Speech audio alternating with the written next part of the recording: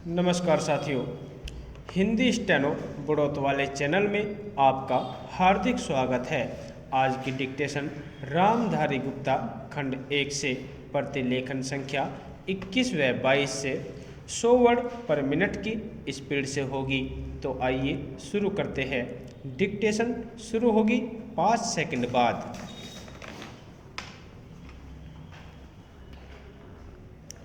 अध्यक्ष महोदय, मैं आपका आभारी हूँ कि आपने मुझे बोलने का अवसर दिया।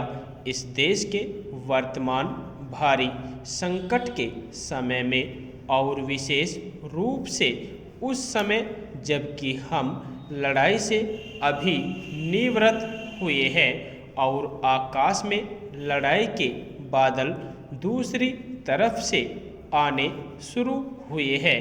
हमारे वित्त मंत्री ने जो बजट पेश किया है वे इसके लिए बधाई के पात्र है।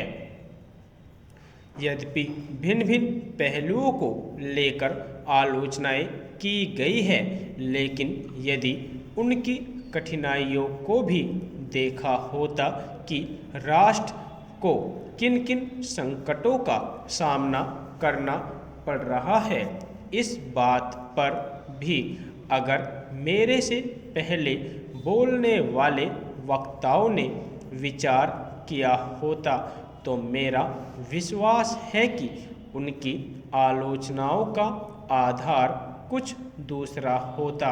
उन्होंने ऐसे कठिन अवसर पर यह एक संतुलित बजट पेश किया है, उसके लिए मैं उन्हें बार बार बधाई देता हूँ, लेकिन साथ ही साथ मैं अपना यह कर्तव्य समझता हूँ कि कुछ ऐसे विचार भी उनके सामने प्रस्तुत करूँ जिससे उनकी कठिनाइयाँ कुछ हल हो जाए। उदाहरण के रूप में विगत 2 वर्षों में लेखा जोखा कमेटी में बैठने के समय मुझे ऐसा अनुभव हुआ है कि इस देश में 2-3 इस प्रकार की त्रुटियां मौजूद हैं जिनको दूर करने के लिए, जिनकी जांच करने के लिए यदि कोई एक कमेटी या आयोग बिठा दिया जाए तो राष्ट्र को, राष्ट्र की सरकार को, राष्ट्र के विकास कार्यों को और राष्ट्र की रक्षा व्यवस्था के लिए करोड़ों नहीं अरबों की व्यवस्था फौरन हो सकती है। केवल शासन को जागरूक होकर कुछ कदम उठाने की आवश्यकता है।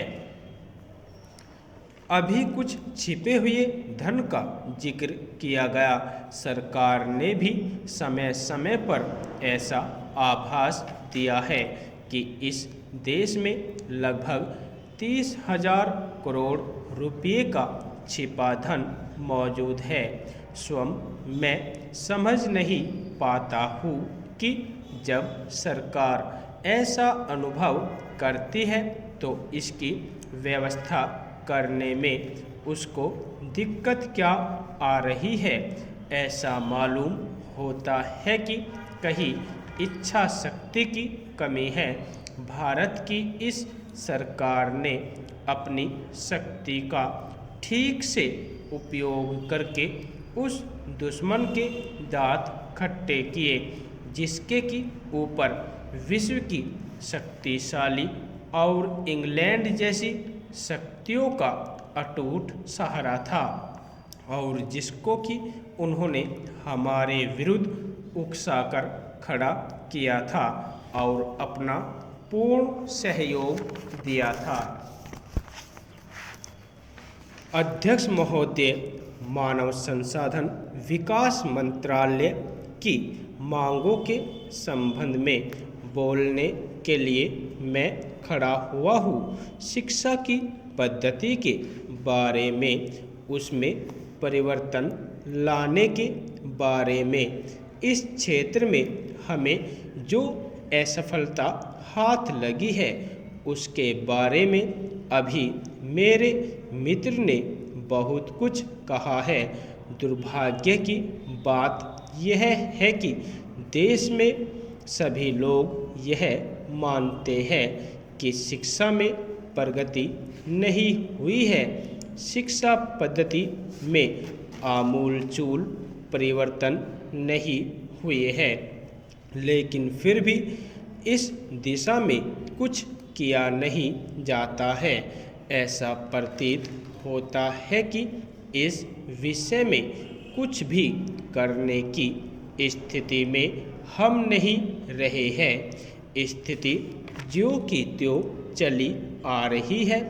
इतना होने पर भी शिक्षा की मद पर होने वाला जो खर्च है और जो उसके लिए धनराशि आवंटित की गई है वह भी बहुत थोड़ी है।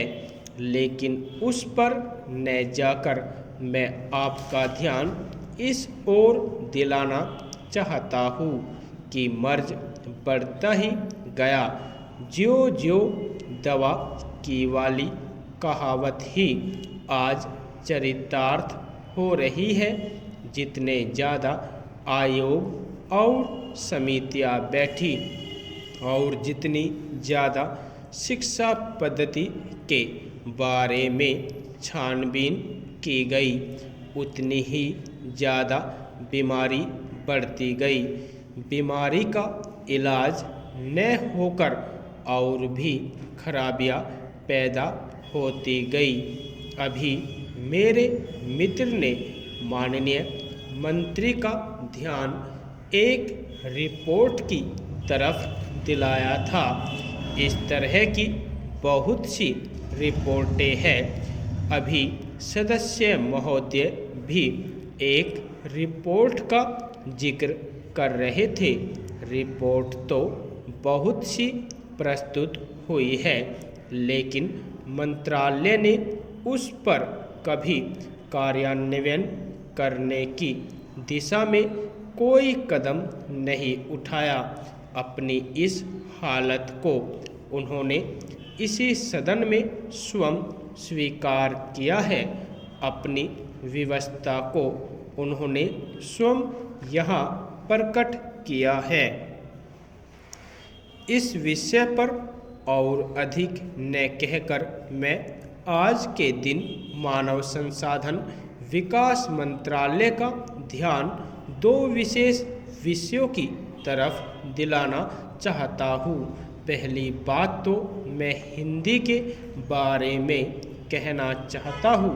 मंत्रालय का काम हिंदी का प्रसार और प्रचार करना है। हिंदी हमारे देश की राष्ट्रभाषा है। संविधान ने उसको राष्ट्रभाषा का स्थान दिया है, लेकिन हिंदी को वह स्थान अभी तक भी ठीक से प्राप्त नहीं हुआ है। इसके कई कारण हो सकते हैं। एक कारण हिंदी प्रेमियों का अधिक उत्साह हो सकता है। दूसरा, दलगत राजनीति से प्रभावित होकर राजनेताओं का भाषा के बारे में अपनाया गया दृष्टिकोण हो सकता है। यदि आपको डिक्टेशन अच्छी लगी हो तो हमारे चैनल को सब्सक्राइब करें तथा वीडियो को लाइक व शेयर भी करें।